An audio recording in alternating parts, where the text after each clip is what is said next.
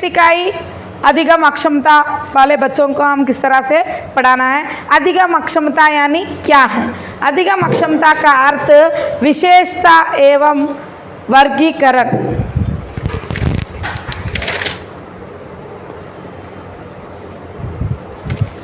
अधिगम अक्षमता అంటే మెల్లగా చదివే విద్యార్థులు। एक छात्र के तुलना में और एक छात्र अधिगम और एक छात्र का अधिगम कमज़ोर है, तब पता चलता है कि बालक अधिगम अक्षमता का शिकार है। ओके, डॉक्टर सैमुअल किर्क, कौन है माँ?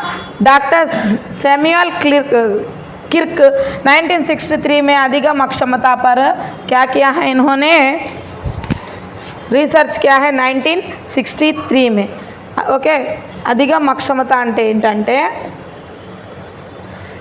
మెల్లగా చదివే విద్యార్థులు।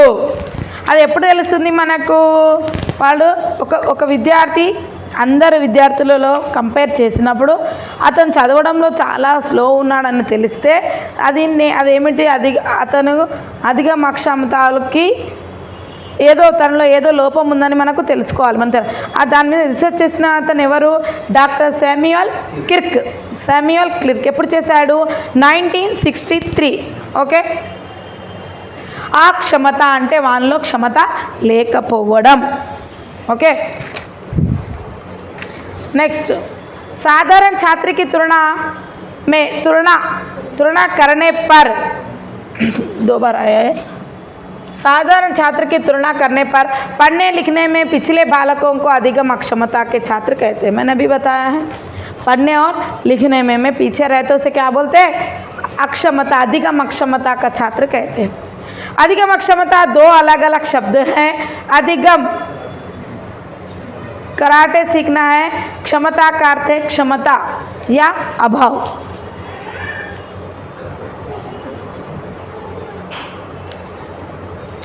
कराटे नहीं रे भाई, अधिगम का अर्थ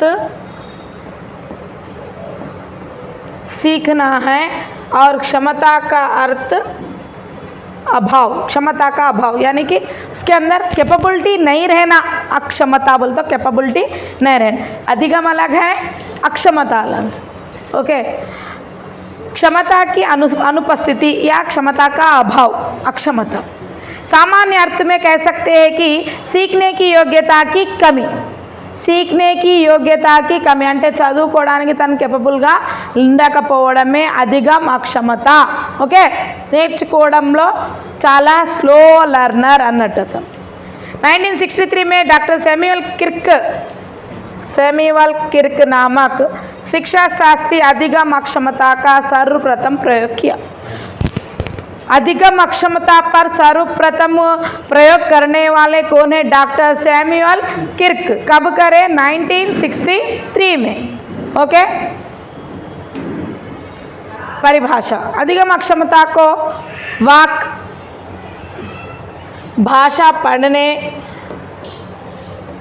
लेखन या अंकगणित प्रक्रियाओं में से किसी एक या अधिक प्रक्रियाओं में मान्यता, विकृति अथवा अवरुद्ध विकास के रूप में परिभाषित किया जाए। यानी कि बच्चा पढ़ नहीं सकता, लिख नहीं सकता और मैथ्स को भी समझ नहीं सकता। ओके,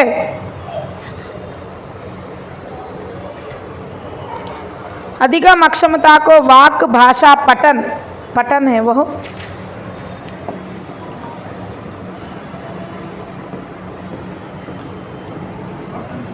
पठन, लेखन या अंकगणित प्रक्रियाओं में किसी एक से अधिक प्रक्रियाओं में से मान्यता, विकृति यानी वो बच्चा नहीं कर सकता, किसी एक में भी नहीं करा तो वो बच्चा अधिगम अक्षमता वाला। पढ़ नहीं सक रहा, लिख नहीं सक रहा, बोल नहीं सक रहा, मैथ्स को समझ नहीं सक रहा, कोई किसी एक में भी कमी रहे तो वो अधिगम अक्षमता का शिकार है। तो इसमें अधिगम अक्षमता के शिकार कौन कौन से रूप से हैं, उनके क्या क्या नाम है अभी हम देखेंगे। अधिगम अक्षमता के कारण अंग कारक यानी कि अंग में शारीरिक रूप से हमारे वाग्यंत्र में कोई लोप रहना, या नहीं तो आनुवंशिक कारक यानी कि कोई खानदान में तोतला रहा तो वो भी बोली बोलता आनुवंशिक कारक। परिवेश कारक, परिवेश में यानी कि सामाजिक कारक। ओके, तो देखेंगे अंग कारक में केंद्रीय तंत्रिका तंत्र नर्वस सिस्टम में मस्तिष्क और मस्तिष्क के आसपास के भागों में संतुलन ना होने से मस्तिष्क का काम कम स्तर पर होता है, कम स्तर में होता है। ये माइंड बोलते हैं ना, मेंटली डिसेबल्ड बोलते हैं। देखो क्योंकि नर्वस सिस्टम जो है इसके आसपास जो हमारे जो मस्तिष्क में जो नर्व्स रहते हैं वो सही तरह से काम नहीं करते हैं, तो वो कौन सा कारक होता है? अंग कारक होता है। इनकी कमी से बालक अधिगम अक्षमता का शिकार होता है। इनकी कमी से बालक अधिगम अक्षमता का शिकार। कौन सा अंग कारक बोलता? नर्वस सिस्टम में क्या रहना, सही काम नहीं करना, उसे क्या कहते हैं? अंग कारक कहते हैं। दूसरा है आनुवंशिक कारक।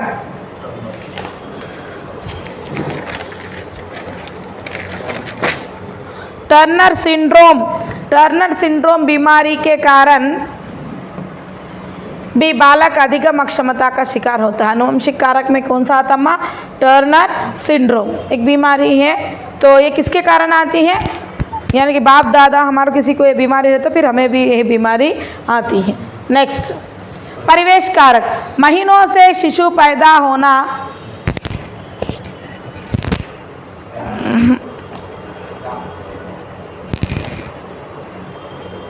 9 महीने से पहले शिशु पैदा होना, यानी कि 9 महीने से पहले जन्म होना, गर्भावस्था में माँ नशीले पदार्थ का उपयोग करना, ये भी एक कारक है अधिगम अक्षमता का।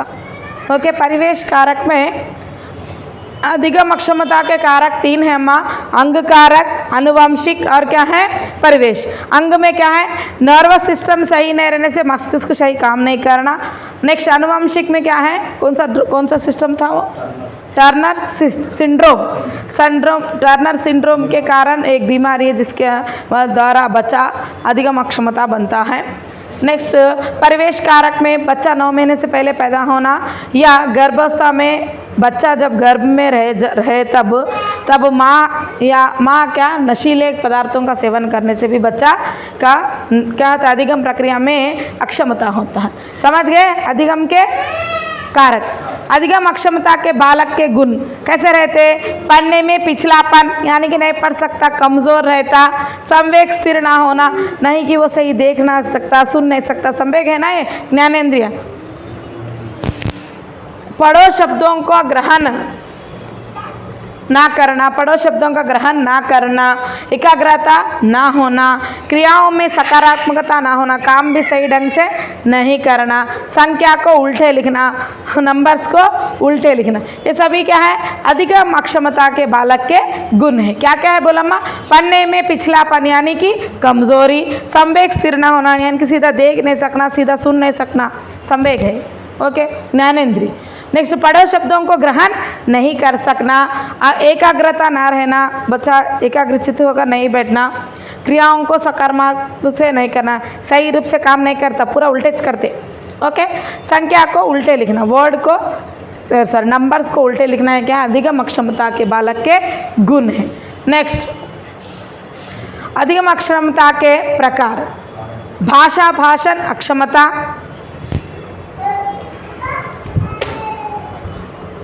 पठन अक्षमता, लेखन अक्षमता और गणितीय अक्षमता, एकाग्रता का अभाव, ये सभी क्या है?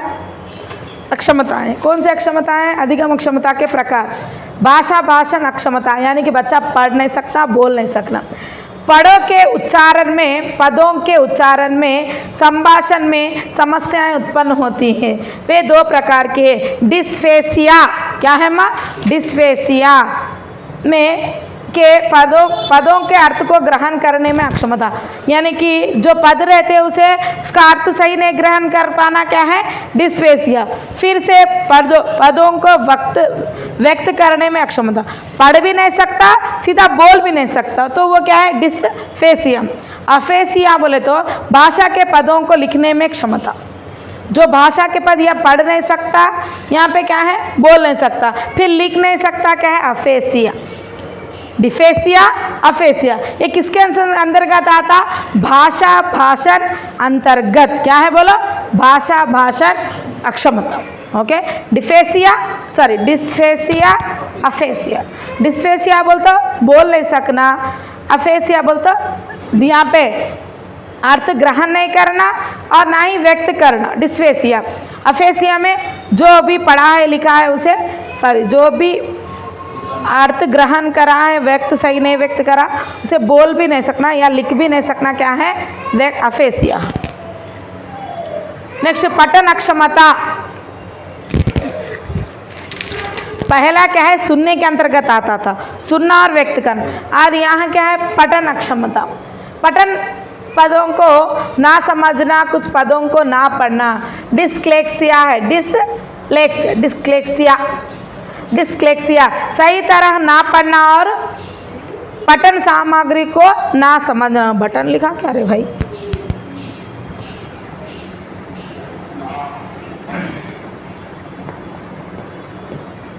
पठन सामग्री को ना समझना क्या है? डिस्लेक्सिया है। क्या है? डिस्लेक्सिया। डिस्लेक्सिया में सही तरह ना पढ़ने आना। वहाँ पे क्या है? डिस्फेसिया में अर्थ ग्रहण ना करना, व्यक्त नहीं करना, यानी कि तू क्या कर रहा बोलता पूछे तो बोलना नहीं आना, क्या है? डिस्फेसिया है। तू काहे को लिखो बोल के बोलते ना, वो जो बोला उसे लिख के बताओ, नहीं बोल सक रहा तो लिख के बताओ बोलते ना, वो अफेसिया। यहाँ क्या है? पढ़ना बिल्कुल ही नहीं आना, ना समझ में आना, क्या है? डिस्लेक्सिया। ओके। नेक्स्ट एलेक्सिया, मुद्रित भाषण सामग्री को पढ़ने या लिखने में अक्षमता, यानी कि प्रिंटेड भाषा को ना ही पढ़ पाना ना ही लिख पाना, क्या है? एलेक्सिया। क्या है? एलेक्सिया। एलेक्सिया नहीं होता, अलेक्सिया।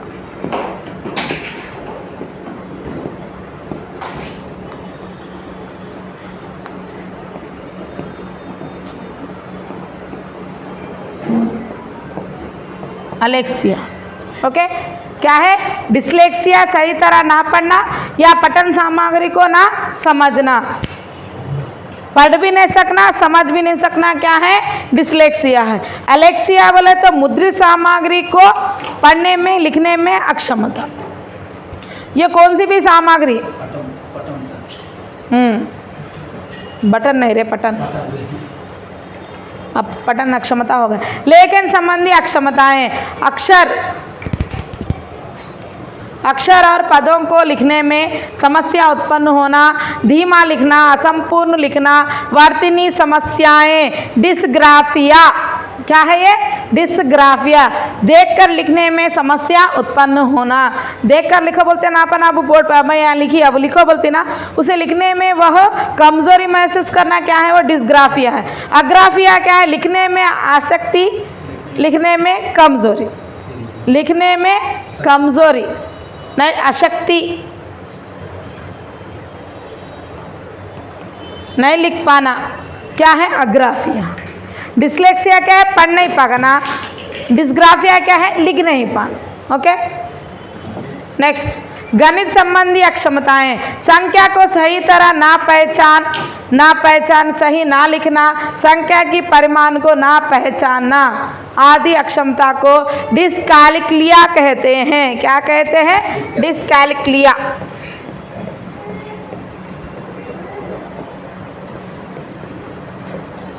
डिस्कैलकुलिया, कैलकुलेशन हो रहा बोले तो क्या है? वो गणित संबंधी। याद रख लो अम्मा, सभी ग्राफ करना, ग्राफ क्या है? लिखते हैं ना, तो क्या है? लिखने संबंधी है। डिस्लेक्सिया क्या है? पढ़ने के संबंधी।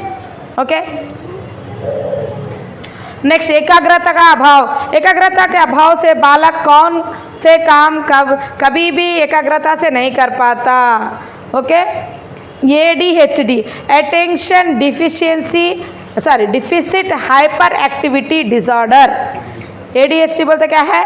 Attention deficit hyperactivity disorder. Dyspraxia कहते हैं। क्या कहते हैं अम्मा इस तरह के बच्चों को?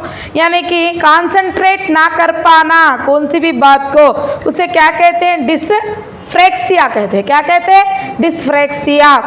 तांत्रिका तंत्र से हाथ और पैर पर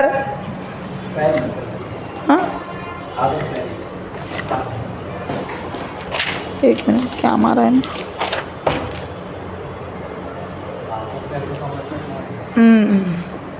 समाचार ना होना डिस्ग्राफिया कहला, यानी कि नर्वस सिस्टम सही नहीं रहता, हाथ पैर नहीं उठता ना, नहीं चलता ना, तो लिखना है। अब यहाँ मैं लिख रही हूँ, अब मेरा दिमाग क्या बोला, हाथ को लिखो, बोला लिखना, चलो बोल तो पैर चलते, तो इस तरह से हाथ पैर तक समाचार हमारा नर्वस सिस्टम पहुँचाता ना। अब तुम्हारा मार लगा, अब उसका दर्द तुम्हारा पहले मस्तिष्क बोलता तुम्हारा मार लगा, दर्द हो रहा बोल के, अगर ये नर्वस सिस्टम सही नहीं रहा तो वो समाचार हमें नहीं मालूम हो, तो इसे क्या कहते हैं, डिस्फ्रेक्सिया कहते हैं। क्या कहते हैं अम्मा, डिस्फ्रेक्सिया कहते हैं। ओके, एकाग्रता का अभाव। नेक्स्ट है, और एक कहाँ था, 5 ही 6 पूरे, राइट, 5 ही 6। क्या क्या आया वो पहले, डिस्फेसिया आया, यानी कि समझने में नहीं आता, समझ में नहीं आना, डिस्फेसिया है। समझे सो बात को नहीं लिखने आना, लेक्सिया है। पढ़ने में मुश्किल होना क्या है, डिसलेक्सिया है, डिसलेक्सिया है। हाँ, डिस्फेसिया जो है वक्ता से जो भी बोला गया उसे अर्थ ग्रहण न कर पाना, डिस्फेसिया। जो बोले उसे नहीं लिख पाना, अफेसिया। डिसलेक्सिया क्या है, पठन सामग्री को सही तरह से न पढ़ पाना। और अलेक्सिया क्या बोलते, मुद्रित भाषा को लिख नहीं पाना, या नहीं तो पढ़ नहीं पाना, लिखना नहीं आता, पढ़ना चाहिए अलेक्सिया में।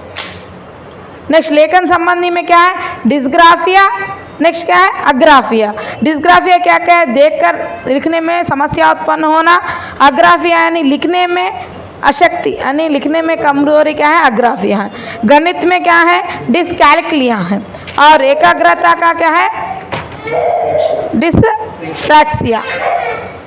डिस्फ्रैक्सिया नहीं होता, डिस्फ्रैक्सिया।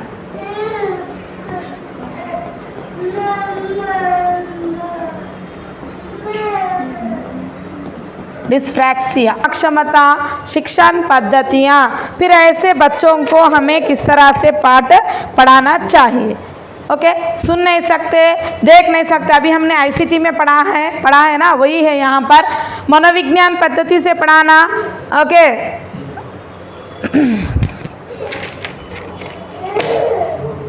बहुइंद्रिय प्रशिक्षण पद्धति, बहुइंद्रिय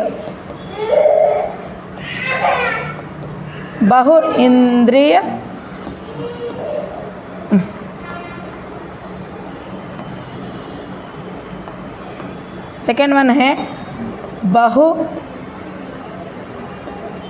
इंद्रिय प्रशिक्षण पद्धति, VAKT। बहु इंद्रिय में क्या आता, वी बोल तो विजुअल, दृश्य। ओके, नेक्स्ट ये बोले तो ऑडियो, ध्वनि श्रव्य।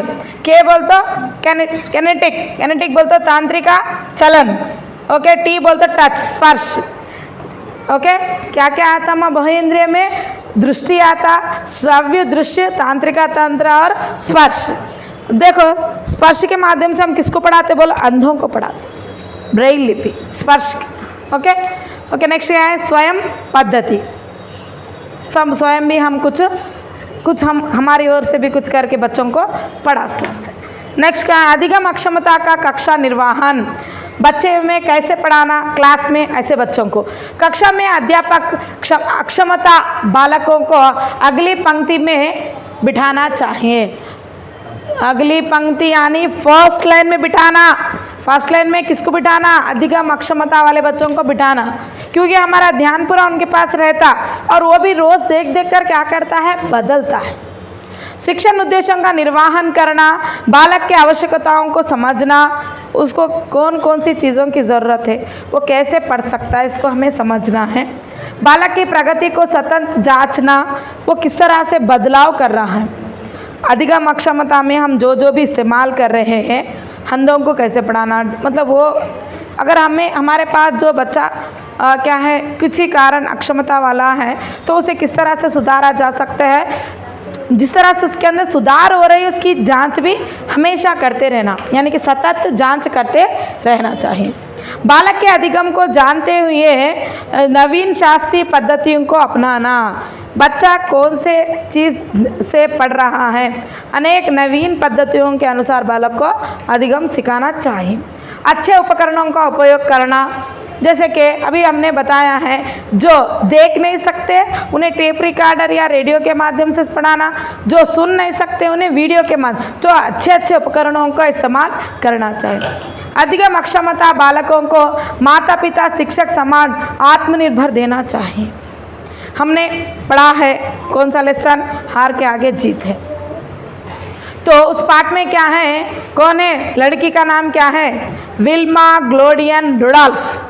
क्या है, शारीरिक रूप से पोलियोग्रस्त लड़की है, उसे अपनी माँ के आत्मनिर्भरता से वह दुनिया की तेज धावक बनी है।